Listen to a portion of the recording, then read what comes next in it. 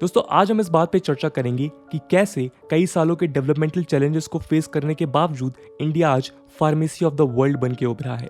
आखिर ऐसा क्या हुआ जिसके चलते कोविड पैंडेमिक के बाद पूरी दुनिया की नज़र और आस इंडियन फार्मा सेक्टर पर टिकी रही फॉर अफोर्डेबल वैक्सीन्स। इसलिए आज की कहानी कुछ ऐसे इंडियन फार्मा कंपनीज की भी है जिन्होंने पावरफुल मल्टीनेशनल फार्मा की मोनोपोली को डिस्ट्रॉय कर न सिर्फ इंडिया को फार्मेसी ऑफ द वर्ल्ड बनाया बल्कि दुनिया भर के गरीब और पिछड़े देश के लोगों को राइट टू लाइफ प्रोवाइड किया। दोस्तों ये कहानी इसलिए भी इंपॉर्टेंट है क्योंकि अफोर्डेबल हेल्थ केयर एक ऐसी ह्यूमन नीड है जिसे इंश्योर करना दुनिया भर के गवर्नमेंट्स के लिए एक चैलेंजिंग टास्क है।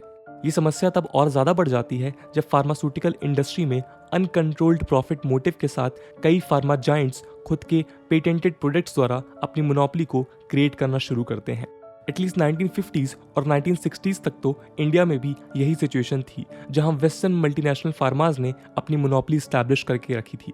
लेकिन फिर इंडियन फार्मा इंडस्ट्री में एक ऐसा रिवॉल्यूशनरी बदलाव आया कि इन मल्टीनेशनल कंपनीज का डोमिनेंस खत्म होने लगा। इंडिया से सीख लेते हुए 1980s में यूएस ने भी फिर कई ऐसे लॉज लाए जिन्होंने बिग फार्मास के डोमिनेंस को काउंटर कर हेल्थ को अफोर्डेबल बनाने का प्रयास शुरू किया। लेकिन ये पूरा एफर्ट मेनली इंडिया में सक्सेसफुल हुआ और आज वो दुनिया का लीडिंग ड्रग और वैक्सीन मैन्युफैक्चरर है। तो चलिए शुरू करते हैं और सबसे पहले समझते हैं कि आखिर India pharmacy of the world बना कैसे। नमस्कार दोस्तों, मेरा नाम है आदर्श और स्वागत है आपका स्टडी आईक्यू में।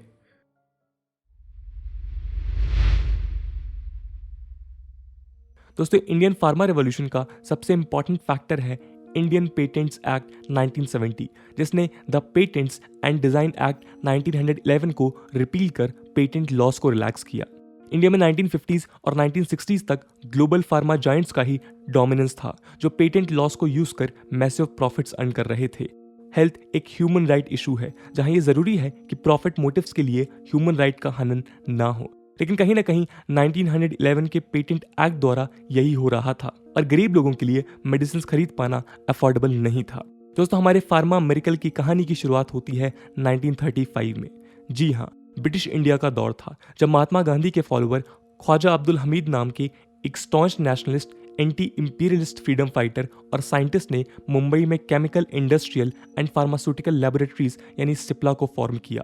सिप्ला बाकी की कंपनी से इसलिए अलग थी क्योंकि इसका मोटिव शुरुआत से ही गांधीयन आइडिया पर बेस्ड था, जहां वो गरीबों को अफोर्डेबल रेट्स पर मेडिसिन देना चाह रही थी। ये काम उसने वर्ल्ड वॉर 2 के समय भी किया जब वॉर रेवेज्ड बर्मा और बाकी के साउथ ईस्ट एशियन कंट्रीज में उसने मलेरिया, डिसेंट्री और डायरिया के ड्रग्स सप्लाई किए। खैर कुछ 3 दशक के बाद 1961 में सिप्ला की असली कहानी शुरू होती है जब अब्दुल हमीद के बेटे यूसुफ हमीद कैम्ब्रिज से अपनी पीएचडी खत्म कर इंडिया में आते हैं और सिप्ला को लीड करते हैं।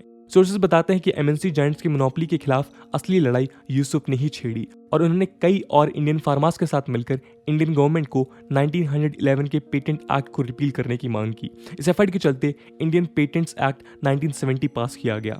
नए एक्ट के हिसाब से पेटेंट लॉस को रिलैक्स कर दिया गया और शुरू हुआ इंडियन फार्मा का रिवॉल्यूशन। नए एक्ट के बेनिफिट्स उठकर इंडियन फार्मास्यूटिकल मैन्युफैक्चरर्स उन ड्रग के लो कॉस्ट जेनरिक वर्जन को बनाने में सफल हुए जो बाकी कंट्रीज में पेटेंटेड थे।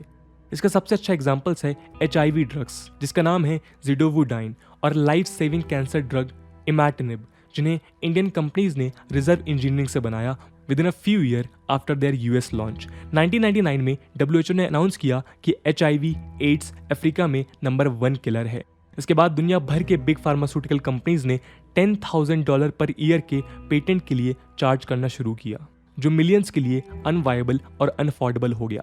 लेकिन 2001 में न्यूयॉर्क टाइम्स में एक रिपोर्ट छपी, टाइटल था Indian company offers to supply AIDS drugs at low cost in Africa. ये कंपनी थी सिप्ला, लेड बाय यूसुफ हमीद, जो लाखों करोड़ों लोगों के जीवन में एक मसीहा बनकर सामने आए।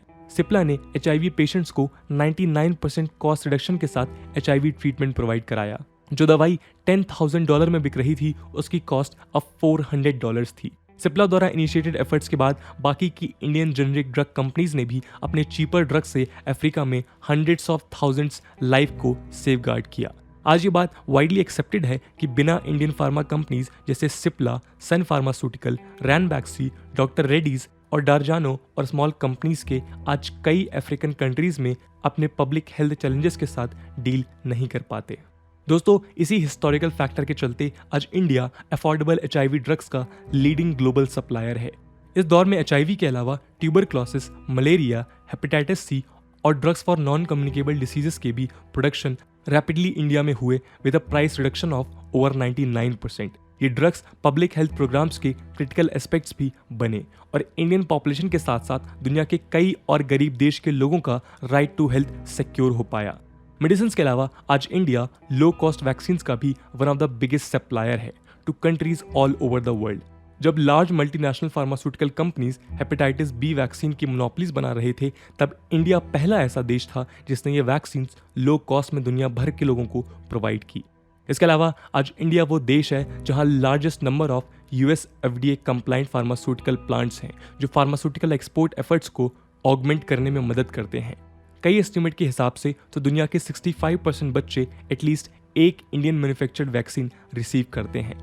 अपने इस हिस्टोरिकल डोमिनेंस के चलते आज इंडिया कोविड-19 वैक्सीन के लिए भी one of the biggest exporters बन चुका है। ये केवल इसलिए पॉसिबल हो पाया है क्योंकि इंडिया के पास आज वर्ल्ड क्लास रिसर्च और डेवलपमेंटल फैसिलिटीज के साथ साथ हाईली क्वालिफाइड मैन पावर है।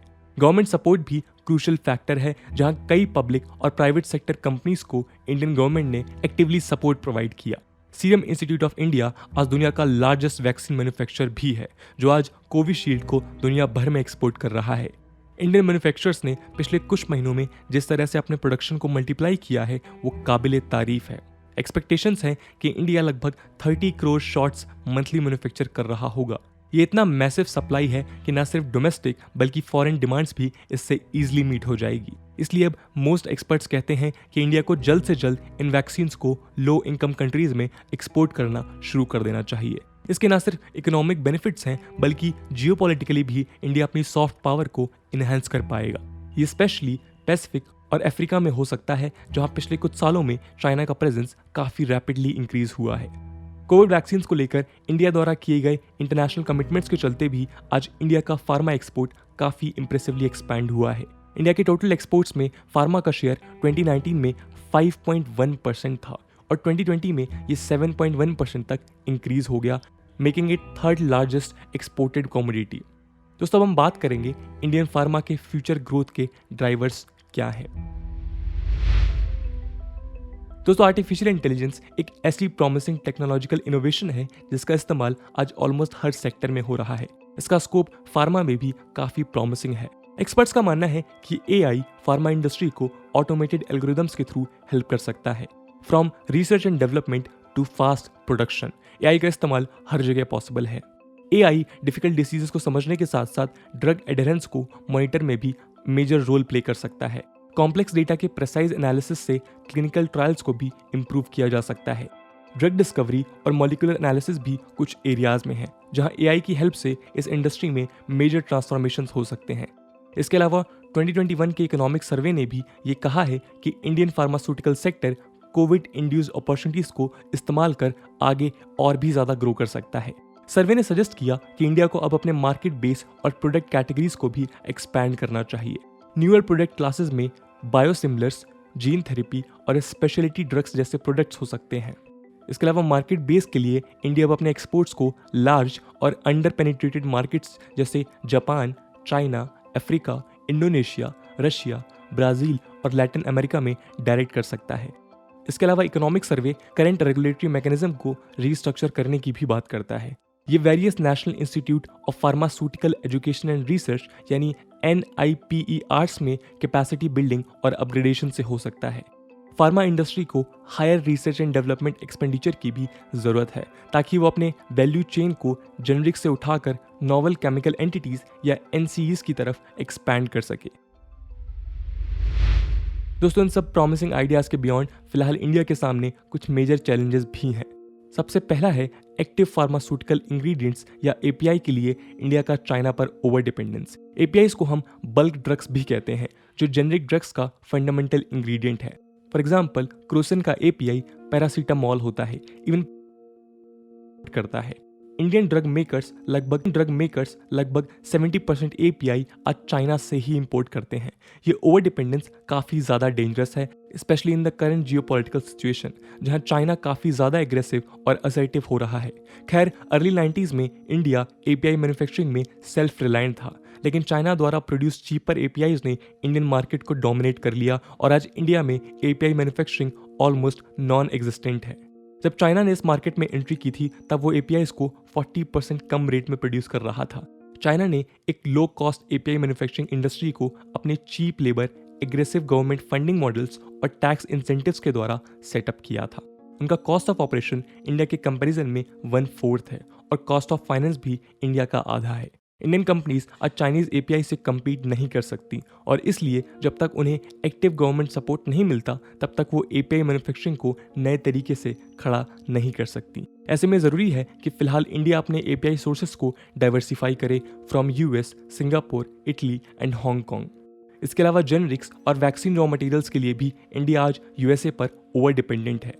ये बात कोविड सेकेंड वेव के दौर में हमारे सामने आई थी कि जब सीरम इंस्टीट्यूट ऑफ इंडिया के हेड अदार पूनावाला ने पब्लिकली ये रिक्वेस्ट किया था कि यूएस को वैक्सीन रॉ मटेरियल्स पर लगे रेस्ट्रिक्शंस को खत्म कर देना चाहिए। रिसेंट टाइम्स में Indian drug companies big pharma द्वारा इंटेंस लॉबिंग और अटैक्स का सामना भी कर रही है ओवर एलिज्ड पेटेंट वायलेशंस के लिए। इंडियन गवर्नमेंट पर भी मैसिव प्रेशर है कि हमारा पेटेंट लॉ यूएस और ईयू से कंप्लाई करे, लेकिन ये इंडियन ड्रग कंपनीज को तो हर्ट करेगा ही, साथ में ड्रग्स को और भी ज़्यादा कॉस्टली बना देगा, जो अफोर्डेबिलिटी के लिए मैसिव चैलेंज हो सकता है। इसलिए ऐसी लॉबिंग के खिलाफ इंटरनेशनल एनजीओज जैसे डॉक्टर्स विदाउट बॉर्डर्स ने भी अपनी आवाज़ उठाई है। ऐसी सिचुएशंस में ये बेहद ज़रूरी है कि अगर इंडिया को फार्मा सेक्टर में अपना कम्पिटिटिवनेस मेंटेन करना है और फार्मा ऑफ द वर्ल्ड का टाइटल बचा कर रखना है तो गवर्नमेंट और इंडस्ट्री को इन चैलेंजेस के हल जल्द से जल्द निकालने होंगे। तो दोस्तों, ये थी कहानी इंडिया के फार्मा मिरेकल की। हम ये उम्मीद करते हैं कि हमारी ये सक्सेस स्टोरी आगे भी ऐसे ही दुनिया भर के लोगों के लिए अफोर्डेबल मेडिसिन प्रोवाइड करेगी और इंडिया के ही नहीं बल्कि वर्ल्ड कम्युनिटी का राइट टू हेल्थ इंश्योर करेगी। दोस्तों, आपके हिसाब से हमारे फार्मा इंडस्ट्री में कौन से मेजर चेंजेस करने की ज़रूरत है? कमेंट सेक्शन में ज़रूर बताइएगा। आज की वीडियो के लिए इतना ही। आई होप आपको वीडियो पसंद आई होगी और अगर पसंद आई है तो अपने दोस्तों के साथ शेयर करना मत भूलिएगा। हम मिलते हैं अगले वीडियो में, तब तक के लिए जय हिंद, जय भारत।